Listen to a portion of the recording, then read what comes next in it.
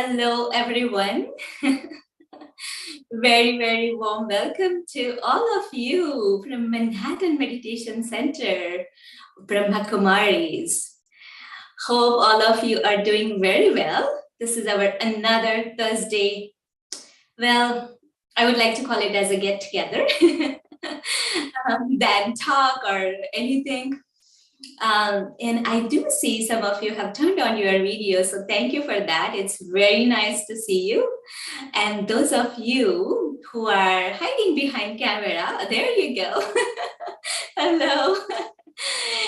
Feel free to turn on your cameras because this is really like a nice get together. And my name is Shweta.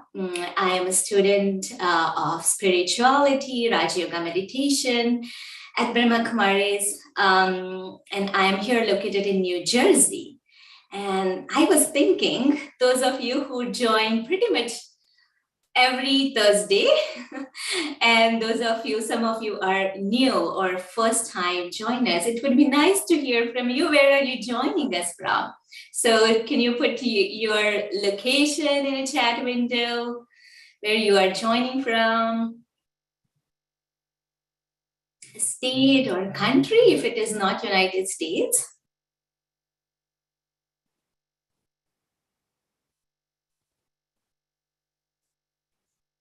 Okay, New Jersey, Los Angeles. Wow, Catskill, New York. Wow, Catskill, New York. You're closer to our Peace Village Retreat Center. And that's where our dear speaker, Judy, she is located. Okay, Rhode Island, Massachusetts, Chicago, Miami. Wow, Connecticut. That's awesome. Thank you very much for sharing that. It gives a very good feeling, right? Even if everyone is physically located so far, thanks to technology, we just feel that we are in a one same room and together here. So today, our talk is the riddle of love and detachment. Such a wonderful topic, right? I didn't even try to reflect on it because I'm very much curious to listen to our dear speaker, Judy Rogers.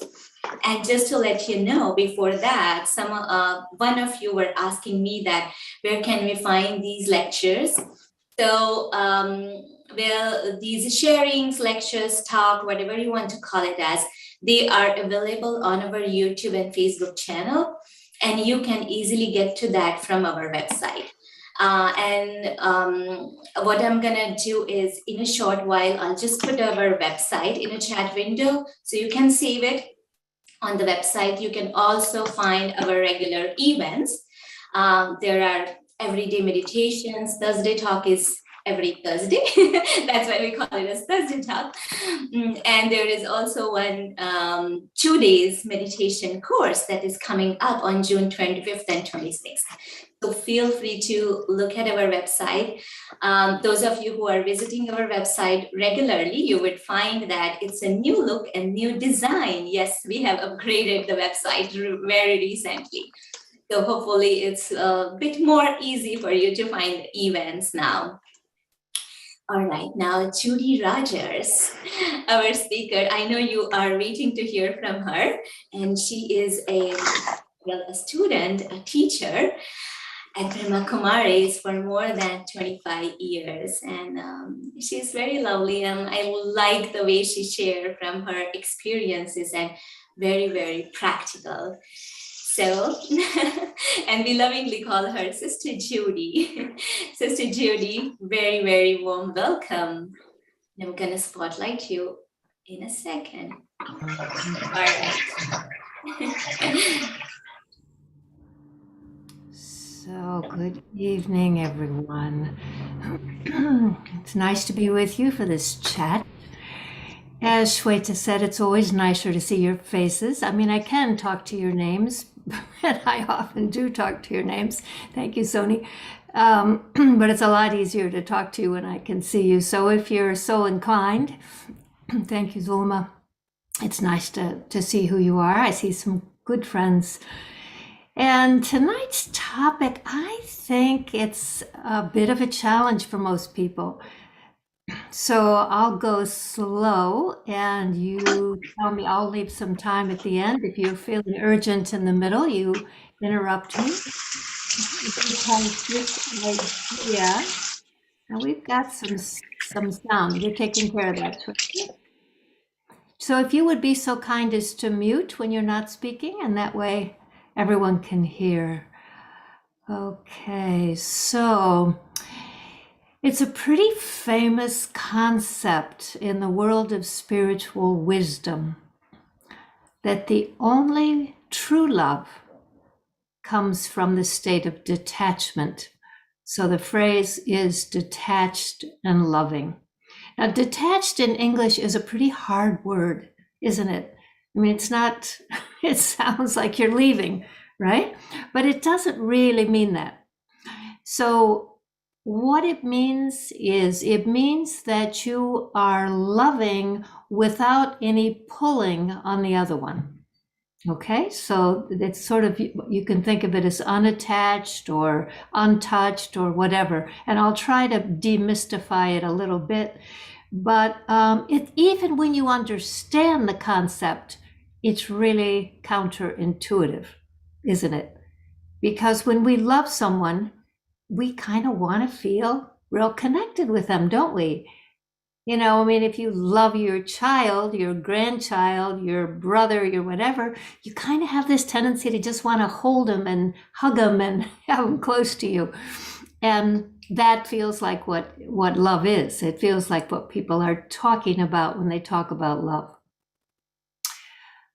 However, you know that these evenings are about spiritual concepts, right? You didn't come here because we were going to give you the psychology of romance. You know that, right? If that's why you came, you know it's time to leave. But if you're here because you're on a spiritual path, then let's think about this a little bit. So this issue comes up in relationship, right? Love comes up in the context of relationship. And in spiritual terms, we tend to talk about spiritual love and physical love. So physical love is, we feel very connected with them. And there is often a little bit of, you do this for me and I do this for you. It's very subtle, right? I bring you this nice dinner because you're sick and you say thank you. Or I pick you up because you need a ride someplace, and then next week I want you to pick me up and take me someplace. This is kind of the way we think. It's very subtle, but it's sort of an understanding among friends. I'll help you, you help me, right? That's sort of the way we think about love and friendship. With spiritual love is actually what all of us really, really want. Because what spiritual love is, it's for one thing, the vision of the one who loves you. They see you as beautiful. They see what's lovely about you. They don't see your faults. They don't see all the mistakes you're making, or even if they see them, they don't see them as fundamental to you. There is you, and then there's whatever you do. You may make some mistakes, but they look at you and they see what's beautiful in you, and they see what's special in you. Also, with spiritual love, it is uninterrupted love that doesn't expect anything back. So I bring you soup because I have the ability to bring you soup and I love you. And if you don't say thank you, or if you're feeling cranky, or if you hate the soup I made, oh well, I'll bring you a different soup tomorrow, right? I give you a ride because I have a car and you need a ride and I love you. And if the next week I need a ride and you don't have a car or a way, that's all right. I'll find another way. Right? It's a subtle shift here I'm talking about. This spiritual love is a flow of love to the other one that sees their beauty and doesn't expect anything back, and isn't even a little bit disappointed in what the other one does. In other words, the other one cannot do anything that would disappoint you. This is what detached means, right? You're loving to them. You have a big well of love, and you're loving to them. And no matter how they behave or what they do, you still love them. Okay? So, physical love, spiritual love. Now, another spiritual concept is karmic accounts and karmic bondages. Are you familiar with these terms? So, karma, the word karma means action. That's really all it means, is action.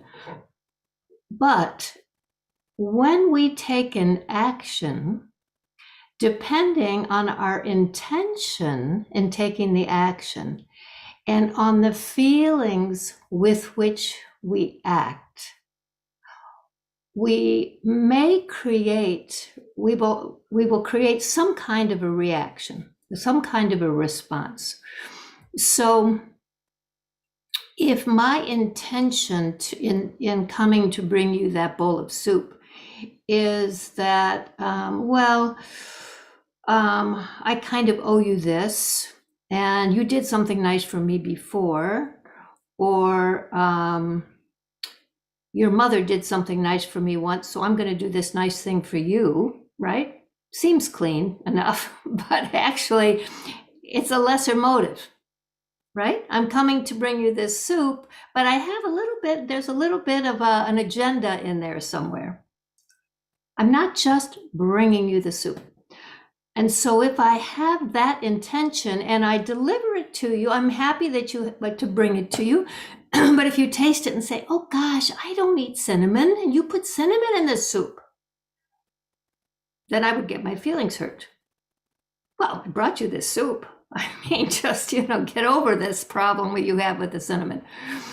So we create a karmic response when we have a lesser intention or we have a lesser feeling.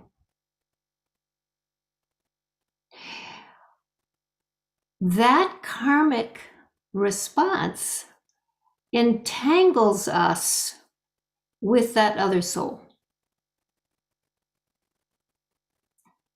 So just to unpack this a little further, so a soul is a vibrational being, right?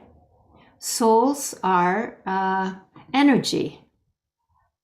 Souls are consciousness, conscious energy.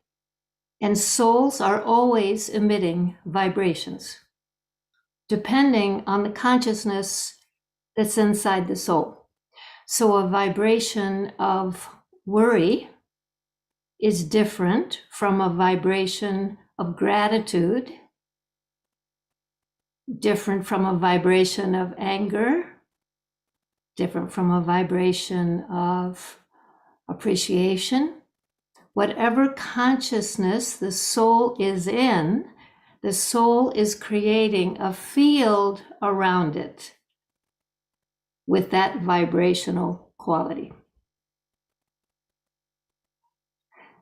You know this already when you think about people you know, right? You probably know someone who is fearful a lot of the time, right? Afraid of whatever. Afraid of getting COVID, afraid of going into the public transportation, afraid of running out of money, afraid of whatever. For good reasons, right? I'm not saying the world is so safe, but what's in their mind is fear, or what's in their heart is fear. And so when you meet them, you experience the vibrational field that holds that consciousness. You experience them as being a little bit afraid, or a little bit angry, or a little bit worried, or whatever that the prevailing consciousness is of that soul. So when a soul has that kind of a field, when they connect with others, they're connecting with some kind of a desire. So if I have a feeling of a consciousness of worry, then I may be connecting with others in order to feel safe. I may be looking for a protector, for example. Or if I'm always angry, I may need somebody to vent on. So at first it may seem okay, but then my anger will find this outlet. Or if I am, if I need to be right, if I have this strong need to have the answers to everything, then I may look for someone who I think needs to be led around. So in other words, based on the consciousness, the prevailing inner state of the soul seeks out relationships and connections with a kind of an agenda, subtle agenda, right? To get their needs met. And so these relationships that we form are compromised in that way. They are based on reciprocal need. And so they're we call that a karmic bondage. Now, a karmic account just means that you've been with that person before. You have some history with this person. It's not a bad thing. You know, sometimes, don't you ever know you've met someone and you think, gosh, I already know this one. I could swear I've already been with this one. You know, I know we've met before because there's such a familiarity. So sometimes there's a soul who you've actually been with before, whether you remember it or not. And so there's some kind of a familiarity and some kind of a rapport and all of that. That would be a karmic account, possibly. But a karmic bondage robs you of your freedom and robs them of their freedom. So the relationship itself has this push-pull in it. So when we have a karmic bondage with somebody, we may keep trying to make them happy, but no matter what we do, they don't get happy. Does anyone know that kind of relationship? You keep trying to make them happy, and the more you try, they're still unhappy. They may be more unhappy the more you try. That's a karmic bondage. One of you tries to leave, the other one's in tears. So there's this push-pull with the karmic bondage. And so that's a kind of attachment. So the souls have between them some kind of an attachment, and the relationship they've formed is being driven off of need. Therefore, every action that the soul takes towards the other one is tainted, you might say, with this desire, right? So if I am fearful, then maybe I'm coming at you and I want you to keep reassuring me that you're going to care for me, or you're going to look out for me, or you're going to make sure I'm okay. Or if I'm feeling weak, not sure of myself, I want you to signal me that you're going to take care of me, that you're going to be the strong one. And then we have this agreement. You'll be the strong one, I'll be the weak one. Well, these things only work until the weak one decides they don't want to be weak anymore and they become strong. Now the relationship doesn't work, right? Because that was the transaction. You were to be the weak one, and this one was to be the strong one. So now you've said, well, I'm going to be strong now. And the other one says, wait a minute, I'm the strong one here. I make the decisions, right? You see how these tangles happen. So we end up in these very complicated relationships. We may think that they are love. And a lot of these happen with people close to us. So they happen with parents and children, they happen with siblings, they happen with our aging parents. They can happen with our landlords, our bosses. All these relationships can become quite complicated.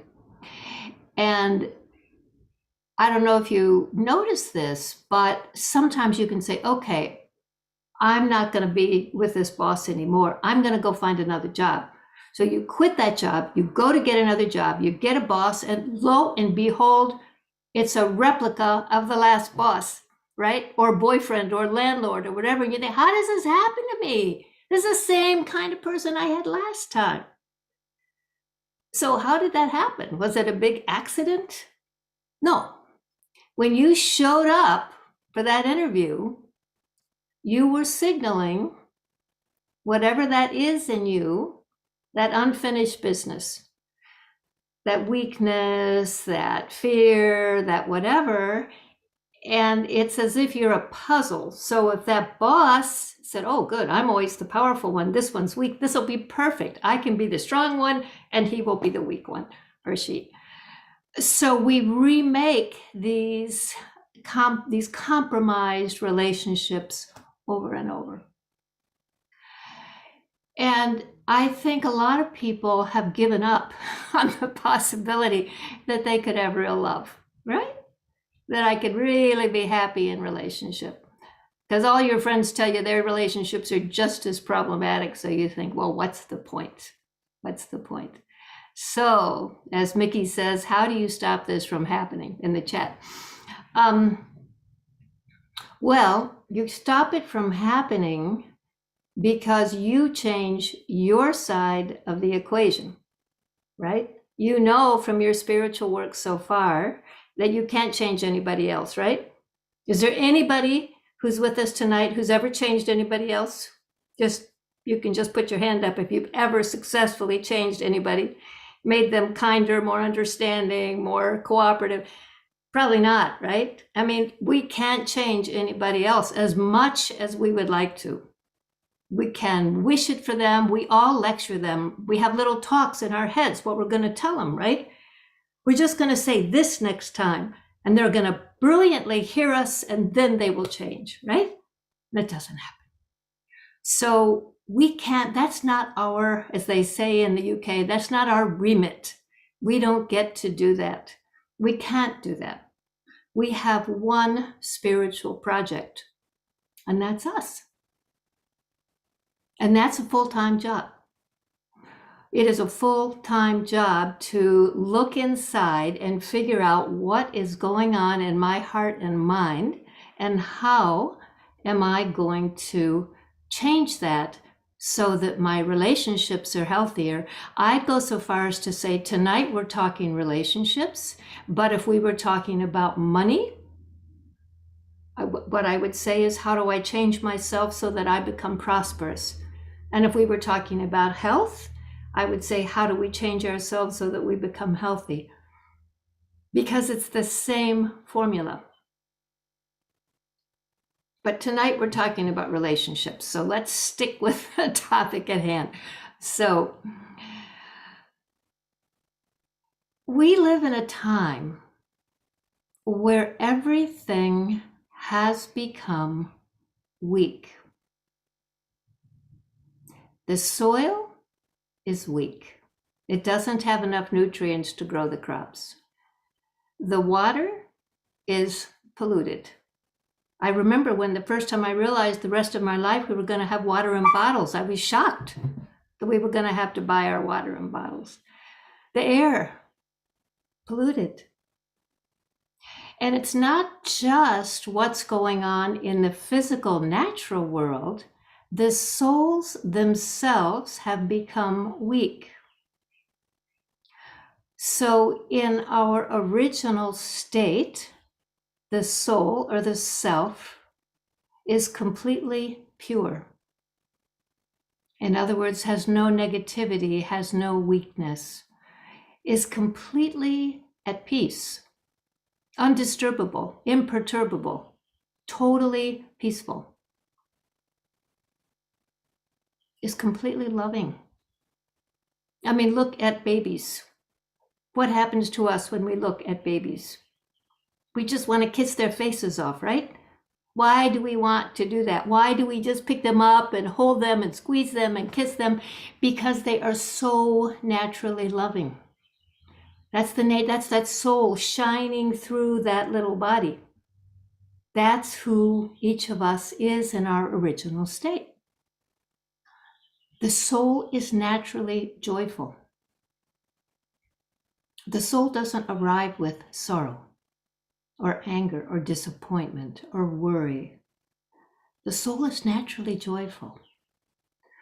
And then over time, we connect with things and attach to things, and we lose that pure, full state. We become sometimes peaceful. We are peaceful, but we're only peaceful some of the time.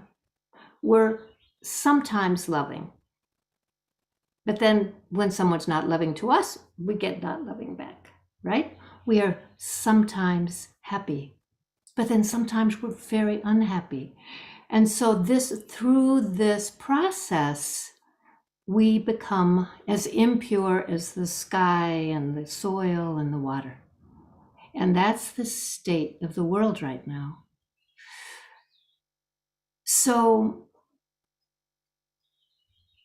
how do we go? Because as long as we're weak in those ways, as long as we are not very peaceful, not very loving, not very joyful, then we are also not very powerful, right? Because what we're doing then, if I'm not peaceful, now I'm looking for peace. If I'm not loving, I'm looking for love. I want someone to make me full, someone to make me feel worthy. So I go around looking for that. If I'm not happy, I'm looking for someone to make me happy. And as I'm doing that search for someone to fill me, that's when I make these complicated connections with people. And then inevitably, the one who I thought was going to make me peaceful doesn't make me peaceful. I thought she was peaceful, but now it turns out she's just sleepy or lazy or something. Or I thought she was loving, but actually she's not really loving in that way. She actually wants a lot back, etc. So we're looking for love, as the song goes, in all the wrong places, and trying to get other human beings to fill us up. Those are attachments that end up tangling us in very difficult ways. And attachments come with expectations, and expectations or desires or wants, however you want to think of it, or needs, always bring sorrow. If you look at the things that make you sad, you will if you trace it back like a ball of twine back to the beginning, it's almost always an expectation or a hope you had. I hoped this one was going to do this. I hoped this one was going to do that, or I expected them to do that, and they didn't do it. And so now I'm sad. And then the other one sees my sorrow, and now they're upset, and we're back in this problem. So back to Mickey's question, so how do we exit this? So at this time, the main effort we're making on our spiritual path, you can call it, I'm going to call it purification, but there's a lot of things to call it: fulfillment, completion, awakening, realization. There's hundreds of terms for what we're looking for, but what we're looking for is we want to return to what we originally were. Now, how do I know that we were originally this way? I mean, how can I sit here and insist to you that you were originally peaceful? You could say to me, well, I was never peaceful. You don't know that I was peaceful. But see, what you cannot want something you've never had. You can't want to have an apple pie if you've never had an apple pie. I remember I live in a community where everybody gets very excited about mangoes. It's a major love affair. I'd never had a mango. So every time they showed up with a basket of them and they would walk around the room and people would take them and eat them. And I'd say, no, thanks. I don't really need a mango. And they'd look at me like I'd lost my mind. Well, I'd never had a mango, so I didn't really have any desire for a mango.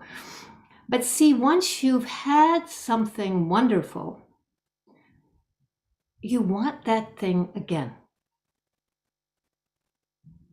So on your spiritual path, you're looking to return to that state in which you were completely pure, completely peaceful, completely loving, completely joyful and powerful. A place you already know. You've forgotten it, and looking around at the world, you're not sure where it would possibly come from. But you do have a longing. That's what we long for. We want that. We long for that state. So there's only one way to achieve that. And it's not through reading, although I like to read spiritual books a lot. You probably do too, and there's no harm in reading them. And it's not through guided meditations, although I like them a lot, and you probably do too. There's no harm in listening to them. But the only way for the soul to return to its original state is to connect to the source energy of the universe, of life, the source of life, which has the thousands of names for this one. The source, or the one, or God, or there's hundreds of names. Every religion has many names, but it's the source of life, this one. This is an incognito point of light consciousness that's beyond this world, but has complete connection with this world. It's the true spiritual parent of the soul, and it's the source of everything the soul wants. It's your closest relationship, your oldest relationship. Every soul somewhere inside remembers this connection.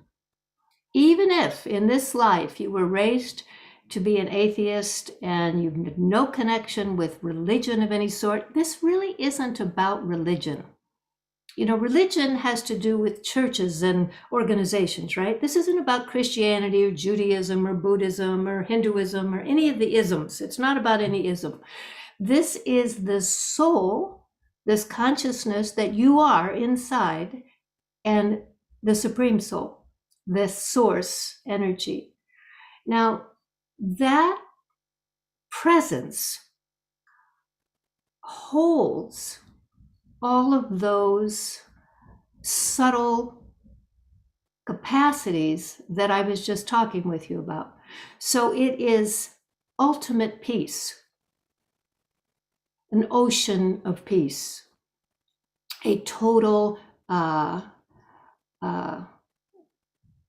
you might call a reservoir of peace. It is an outpouring of love. I mean, I've talked to people sometimes who had experiences, and really different people, different paths, who've had an experience of the divine or the one or Supreme Soul, God, whatever. And their descriptions are often pretty similar. I talked to a financial advisor who's got an office across from Penn Station.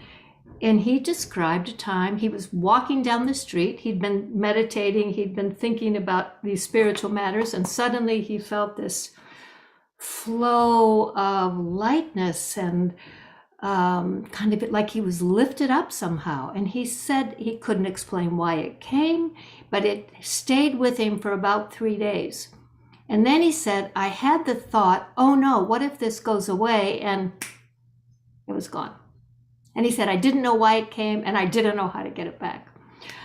had talked to someone else who came where I live at Peace Village in the Catskills after the death of her husband.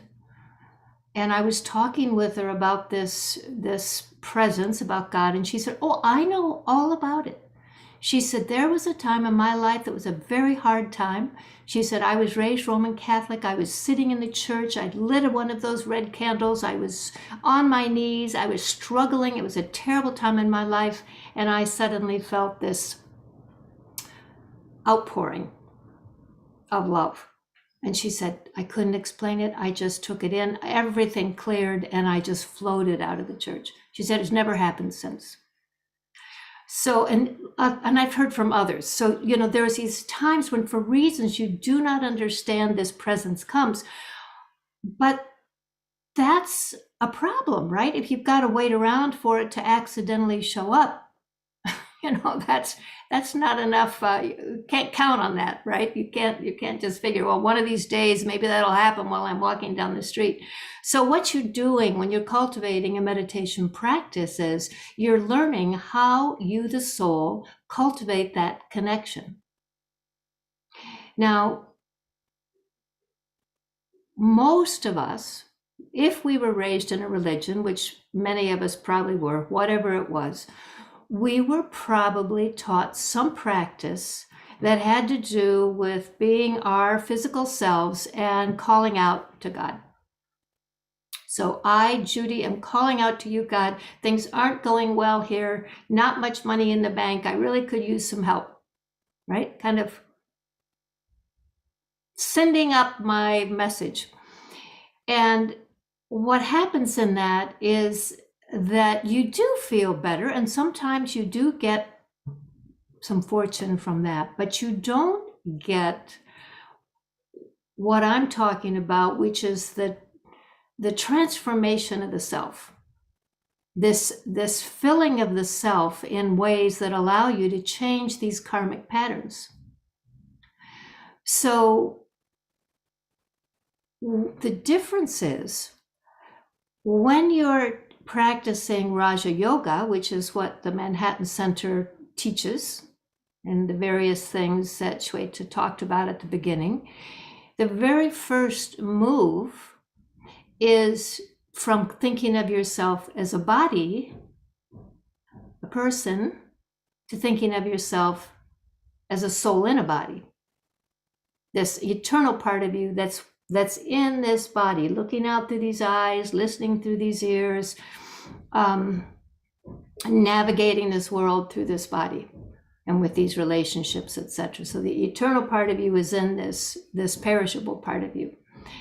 When you're practicing Raja Yoga, that's the first thing you do. It's not I, Mickey, or I, Sony, or I, Vimal, or I, Perry, calling out to God. It's I, the soul. I, the being of light. And you actually don't even need to call out, because when you make that shift, you're now moving into the wavelength of the spiritual source of divinity, it's often called, right? This kind of current of light and power. So when you're in a bodily consciousness, you're calling out to that. But when you're in the soul consciousness, you turn your attention to that and the link is made. And at first you have to go a little bit on faith, right? Because I'm describing something to you that if you haven't had the experience, you have to trust me. But it's not hard. We're not talking about some mysterious, some magical thing here. We're talking about the ability to shift your consciousness from I'm this personality to I'm the soul.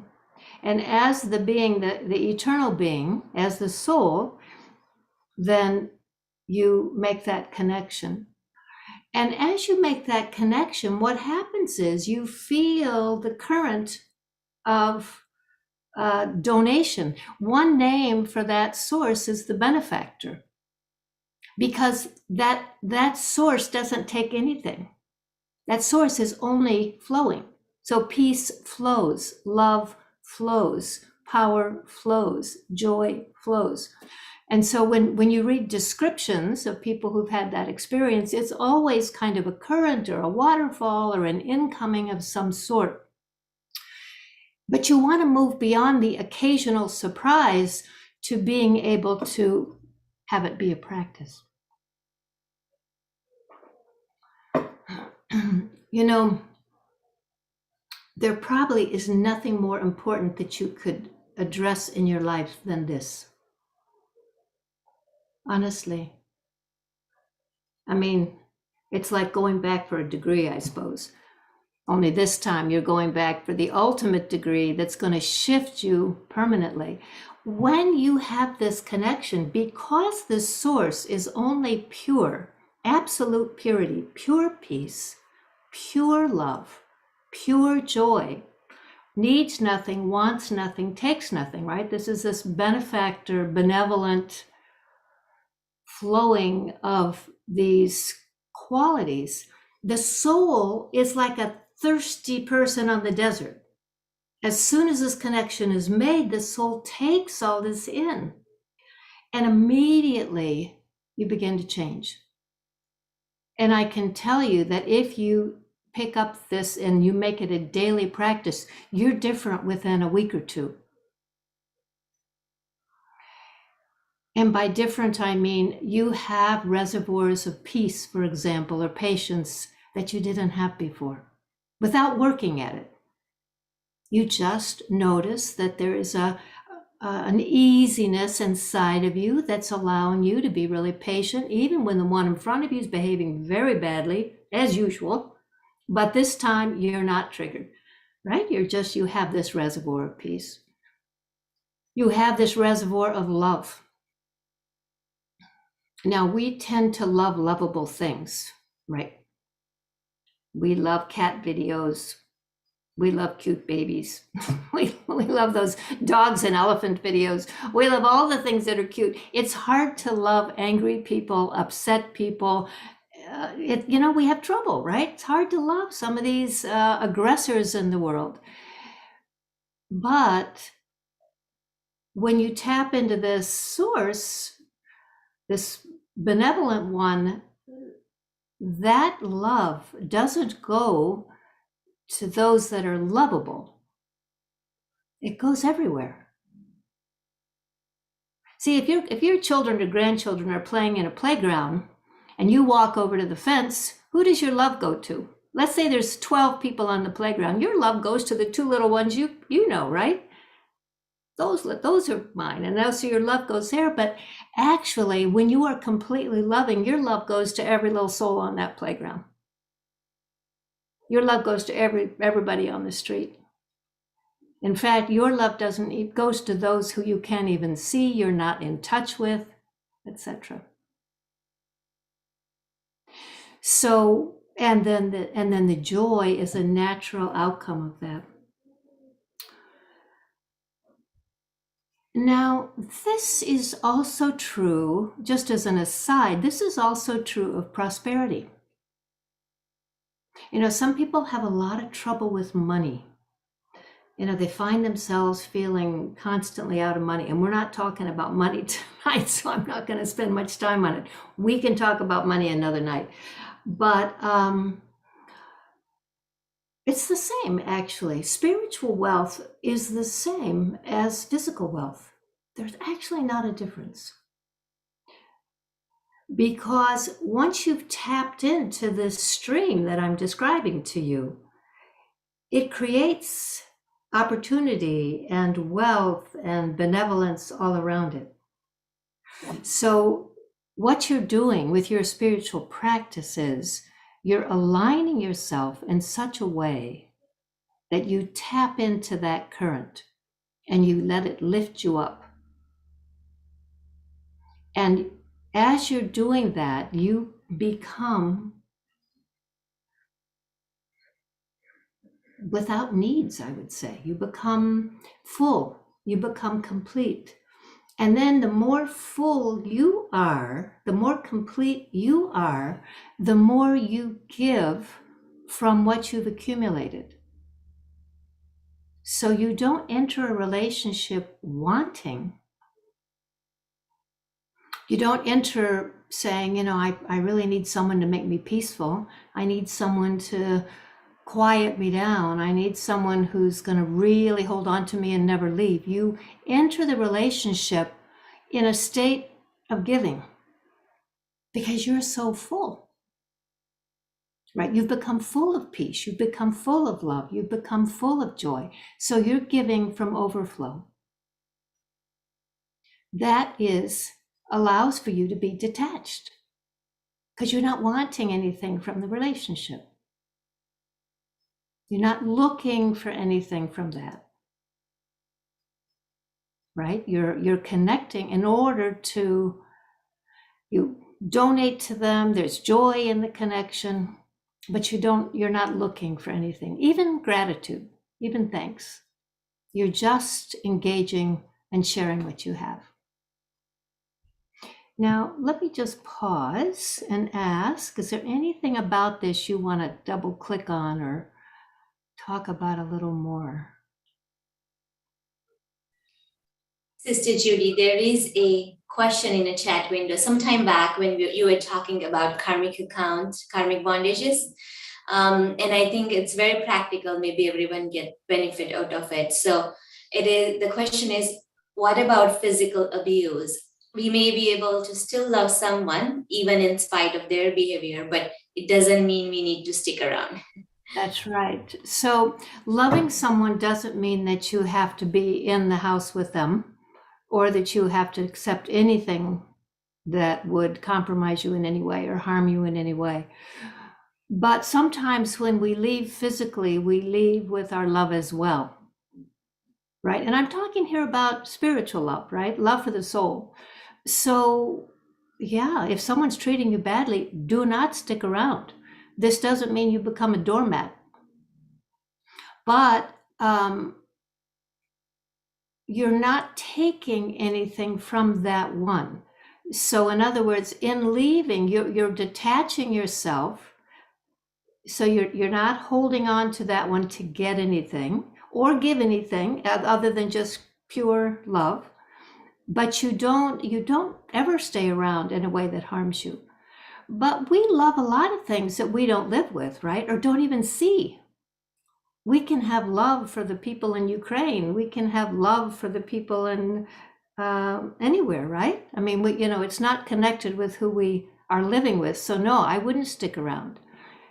Okay, and I'll go back to karmic account and karmic bondage, Vimal. But no, just to finish this up on physical abuse, as you're becoming more spiritually loving, so on the spiritual path, you're making this effort to become more full, more complete with love and peace and all of it, right? Happiness, compassion, joy, kindness, all of it, which happens when the soul connects to the source. That naturally happens. You don't have to work at it. When you make that connection, you just sit and absorb that. It's not a thinking thing. It's not a studying thing. You do study spiritually, you learn about stuff. But when you're sitting and making that connection, you're not working at it. You're just connecting and taking those qualities, that love, that peace, that uplift, and that changes you. You become different. You become different very quickly, actually, and you become more powerful. What we're talking about is building spiritual capacity, building the capacity to be with different kinds of people, building the capacity to be with bosses that are anxious and to be with landlords that are, ignoring you, and to be in all the circumstances of the world right now that we're all dealing with, right? There's so few places where everybody's behaving the way we'd like them to. So either we're upset all the time, or we learn how to be in those circumstances and not expect that the circumstances are going to make us okay. We're making ourselves okay, and then we're donating to the people and the circumstances, right? Making sense? And I don't want to make it sound in order to do what I'm talking about, you need not only a practice, you need a daily practice. You need a daily practice. So let's take a couple of the questions. Sister Judy, Yeah. could you expand on what you mean when you say you're able to get power? Because I would assume that in a normal regular situation, power means I can fight back, and I can be abrasive, aggressive, and show who's who and what's what, and be vengeful, and seek justice, if you will. So, what kind of power? What do you mean by power? Prabha. Might be better to call it spiritual capacity. If power is loaded like that for you, let's call it capacity. So spiritual capacity means that that I have a large measure of, well, for one thing, it has to do with my inner awareness. It kind of, there's a kind of trajectory. So first it alters my inner awareness. So my awareness of who I am, right? I'm this being inside. So I'm sustaining that awareness. Okay, I've got this physical identity, but I'm this eternal being with these qualities. It affects my vision. It affects my attitude. First my attitude, then my vision. Because if I am this eternal being and I have this capacity for patience, then I look at the situation and I say, well, okay, this landlord is really not at his best here, but you know what, I have to live here, and let me find a way to work with this person. Let me figure this out. My vision for him is merciful, right? I'm not feeling overwhelmed by him, etc. I'm just merciful. It's too bad he's like this. It's pretty miserable, but let me send the guy a little bit of understanding. And then whatever I say, whatever I do, then it demonstrates that understanding. Now, what I'm doing when I do that, Prabha, is I am setting in motion a different karmic relationship with him. If I respond to him and my awareness is that I'm this person and he's overriding me and I'm stuck in this apartment and he's charging me too much anyway, and my attitude is hostile and my vision of him is, that the guy is a snake, then I open my mouth, I say something mean-spirited, and now he and I are in a big karmic dance, and I'm in a lot of sorrow about it. So spiritual capacity allows me to be more graceful in my timing. It allows me to be more patient in what's going on. I can see what's going on for the other one, and I'm not reactive. Most people are just bang. The minute something happens, they instantly react, and now, I've said something that I regret, etc. So it's that kind of capacity that we're talking about. As far as how do we connect with the source? Well, this is the whole point of Raja Yoga. So I would say go to Shweta's, whatever she offered you at the beginning. We have lots of places that offer a way in that door. I find it's non-denominational. There are Jews, Christians, Hindus, everybody comes through the door because it addresses something more basic than religion. It really helps you to shift into this consciousness of yourself as this inner being, which is the key, really. I mean, there's a lot of pieces to it, but that's actually the key. Once you're able to connect with yourself in that way, kind of detach from this name, role, etc. I'm a mom, I'm a policeman, I'm a this, I'm a that, and you're in this other state. Now a lot of things become possible that weren't before. I mean, I don't have time to walk you through it now, but they can. The Manhattan Center can certainly do that. And if we get a little time at the end, we'll do a little bit on that. And seamless, yeah, it's more seamless if we are not attached. Our attachments to things, to people, to property, to our ways of doing things compromise that connection. So the more detached we are, the cleaner that connection is. How do we separate ego from true love? Well, I would say with ego, we are more aware of sort of who we are, what we're giving, what we're getting. With true love, we're in a state of what I would say. Unconditional? I'm sorry? Say it again. Unconditional. Unconditional, yeah. Some people, everyone's got a different way in the door, so I don't want to narrow it for anybody. So, for example, when you're talking about true love, and let's take the romance out of it for a minute. Let's just talk about love of a brother or a sister or friend. You're talking about real brotherhood in the deepest sense of brotherhood. This one is my brother on the path of life. I have love for this one, and we're companions, and I don't want anything. I don't want you to see me in a certain way. I don't want you to give me anything. I am full, I'm giving to you from that. And if I'm lucky, you are also full, you're giving to me from that. And we're in a state of brotherhood. So ego really exits in a scene like that. It's not about who we are as a personality or who we are in the role, or all of that kind of thing goes away. And we're really just, the best way for me to explain it is that the fuller we are, the more necessarily we will give, right? If I'm full of love, then everyone who comes in front of me will feel loved. They won't be able to help it. Why? Because souls are vibrational. So the vibrational field that's going to come off of me is going to be loving. I mean, think of someone who loved you very much in the cleanest way you can imagine. Your grandmother, your first grade teacher, somebody. And think how you felt when you walked into their presence. What happened for you when they looked at you with that vision of how beautiful you are and their love for you?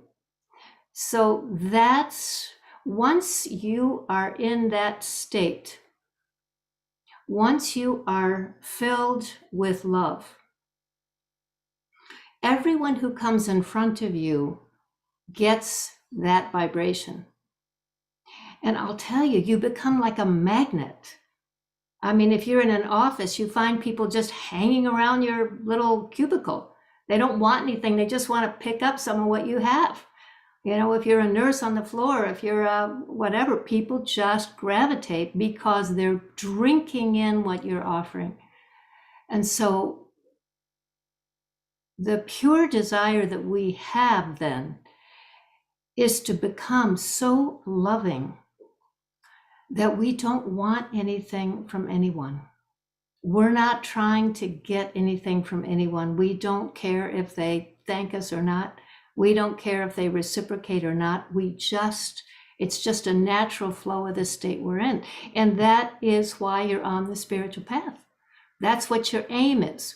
It's not to relax, although it's good if you relax. It's not to go to sleep, although it's fine if you sleep well. But your aspiration, at least if you're studying Raj Yoga, your aspiration is to transform the self. So you become completely imperturbable, really, really, truly loving, and really joyful. And then that's all you share with everybody. And your relationships simplify, all those karmic tangles drop away, and things become easy. Really, really easy. They become a pleasure. So, thank you, Marge. Do you want to do just a couple minutes together? We don't really have much time. I don't know if we got through the things you care about, but let's just take a few minutes together. Is that all right for you? We'll just close with a little short, very short meditation. So, first thing to do is sit up straight. Your feet are either on the floor or they're folded under you, one or the other. And you are sitting with your neck over your spine. You can have your eyes open or closed, whichever works best for you. And take a couple of deep breaths.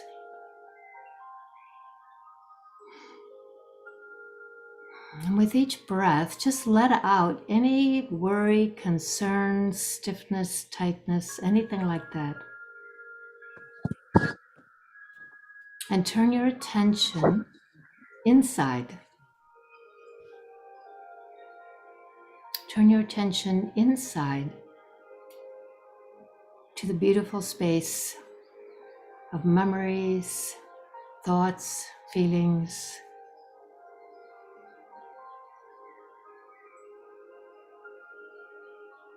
And have the awareness that you, the soul, are sitting very lightly behind the eyes. Little point of light emanating this beautiful energy of the soul.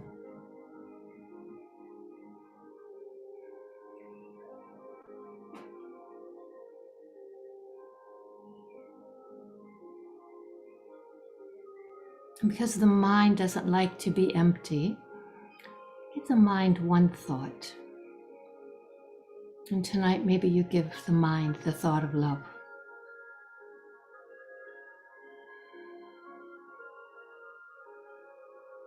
And the mind becomes quiet with the thought of love.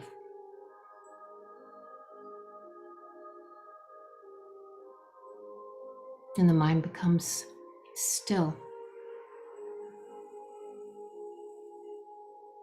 and silent.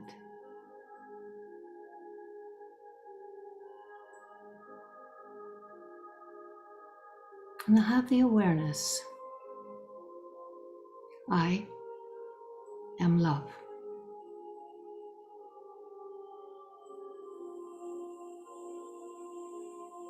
And allow that awareness to move into your heart,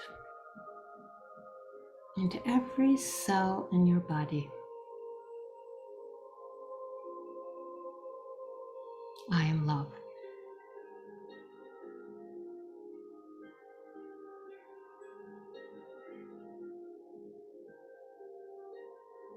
Let your breath be filled with that awareness.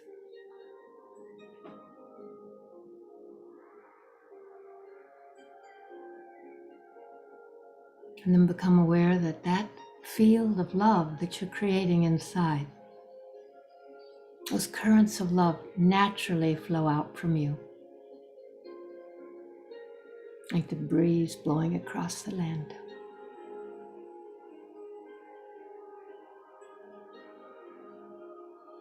And they touch everyone you know, everyone you don't know, lighting up the space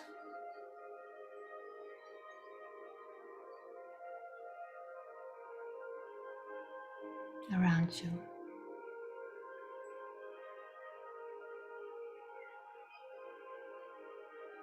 And then just allow your attention to go up like a beam of light, knowing that the source of all life, the source of love, your spiritual parent, is really just a thought away, as close as your next breath.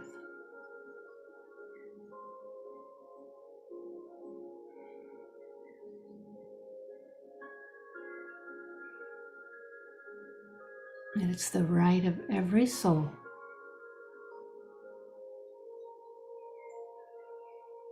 to have this close connection with that one.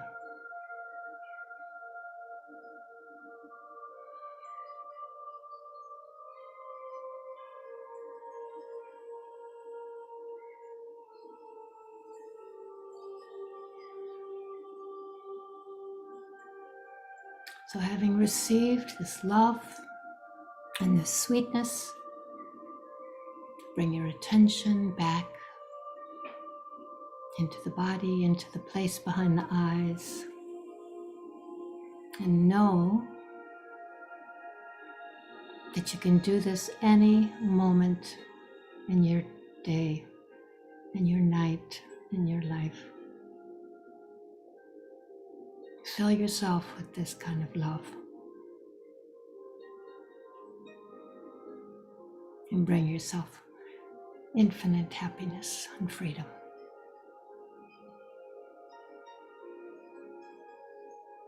Om Shanti.